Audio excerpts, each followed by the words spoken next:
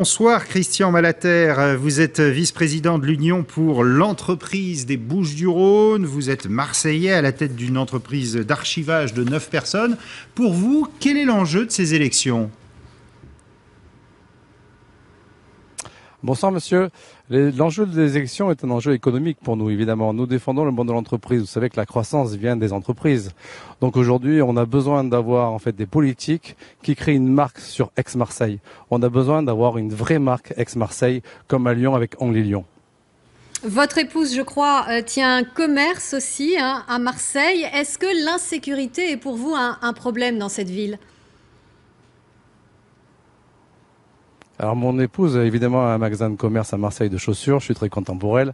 Si vous voulez, aujourd'hui, on a eu sur les 6 derniers mois de 2013 1,824 000 touristes qui ont visité le Mucem, 270 000 étrangers, ce qui représente la ville de Nantes. D'accord ? Vous vous rendez compte, il n'y a eu aucun problème. Donc l'insécurité, évidemment qu'elle existe, mais elle existe dans des quartiers, sur des problèmes de pauvreté dans ces quartiers. Donc nous, le monde patronal, on a besoin, si vous voulez, aujourd'hui, que donc les politiques nous aident à pouvoir nous investir dans ces quartiers. Donc on demande des zones de progrès social. On demande, si vous voulez, à ce que les entreprises puissent avoir des exonérations si elles vont se rapprocher dans ces quartiers où on a un taux de chômage pour les jeunes qui avoisine les 50%. Donc évidemment qu'il y a des problèmes d'insécurité parce qu'il y a des problèmes de drogue, de pauvreté et de misère. Oui, mais à vous entendre, c'est le patron qui parle. On a envie de vous dire, dans toutes les villes de France, ça va être un peu les mêmes demandes. Et est-ce que vous considérez que Marseille est encore un peu clanique comme système ? Le système clanique, non, je trouve absolument pas. Aujourd'hui, si vous voulez, le monde de l'entreprise, on est excessivement soudés parce que si vous voulez, on aime notre ville. Moi, je suis né ici, j'adore ma ville. Et je suis ni de droite ni de gauche, je suis pour Marseille. Je voudrais que tous les Marseillais aujourd'hui comprennent que de fier d'être Marseillais, il faut être fier de Marseille. Et quand je dis Marseille, c'est aussi Aix, c'est aussi Aubagne, c'est aussi Arles. C'est parce qu'on sera ensemble qu'on va s'en sortir. Aujourd'hui, on a oublié le savoir-vivre ensemble. Donc on a en fait, si vous voulez, beaucoup de gens qui souhaitent que les choses se passent à côté de chez eux, mais pas chez eux. Donc si on arrive à vivre ensemble et savoir former les jeunes ensemble, parce qu'aujourd'hui notre vraie problématique c'est sur cette jeunesse qui trouve pas de travail. Si on est capable de former les jeunes ensemble, et c'est l'apprentissage, on arrivera à avoir demain 600 000 apprentis en France et on s'en sortira ensemble. C'est justement l'un des problèmes de Marseille. La moitié des Marseillais ne payent pas d'impôts. Ça reste une ville quand même très inégalitaire.